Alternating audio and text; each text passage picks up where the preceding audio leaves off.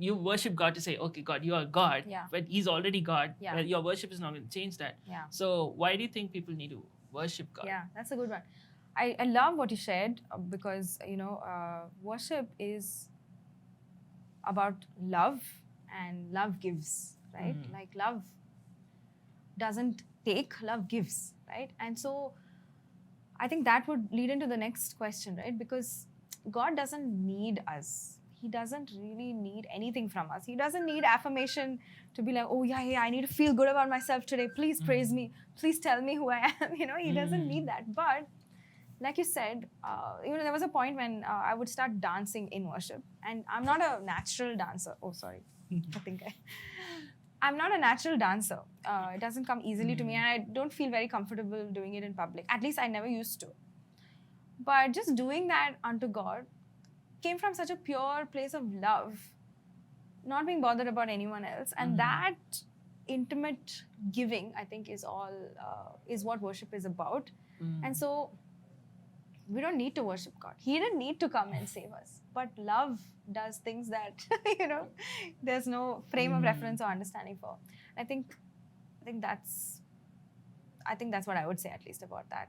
There's so much to worship, like you said. Worship is sacrifice, worship is obedience, worship is honor, all of that. But it comes from a place of intimacy, of just giving yourself to God, I think, Very similar to what you were saying. Like, if I dance, it's like Mr. Bean dancing. It's so weird. But people used to actually make fun, even not in a serious way, but then, oh, John, I saw you dancing in church. I mean, I can't be quiet, but that's who I am. But just like this lady, right? What she did, I mean, if you look at it in a literal sense, in front of everybody, she comes and pours perfume on Jesus. On the head of Jesus and the feet of Jesus. It looks very unprofessional. Yeah, it was scandalous. It was. Just imagine, here itself, okay, if I come and pour on you or you come and pour on me, I mean, how stupid would that be?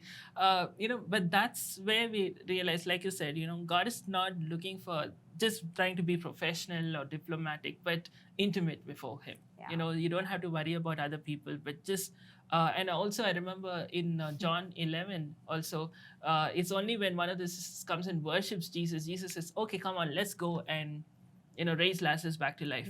So worship is that key that raises things back to life. Worship is the thing. I mean, don't worship with an intention of doing that, but but you have no idea what are the walls that can come down when you actually take time to worship God.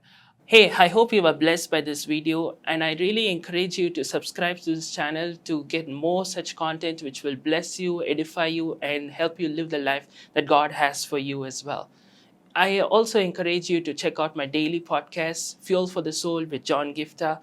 By the grace of God, it's been trending across the globe, making an impact for the kingdom of God. To check out my books, especially my latest one, Unveil Your Purpose, which became a #1 new release on Amazon. To stay plugged in through a social media for regular inspirations on Instagram or Facebook or Twitter. To check out the weekly podcast where my messages get dubbed into Tamil.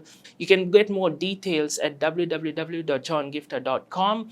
And also, if you have been blessed by this ministry and you would like more people to be blessed by the ministry, I encourage you to support us financially. If you're in India, you can support us through Google Pay or net banking, or if you're anywhere around the world, you can support us through PayPal, and all the details are in the description. And I hope you were blessed and you would stay plugged in, and I will see you back next time. God bless you.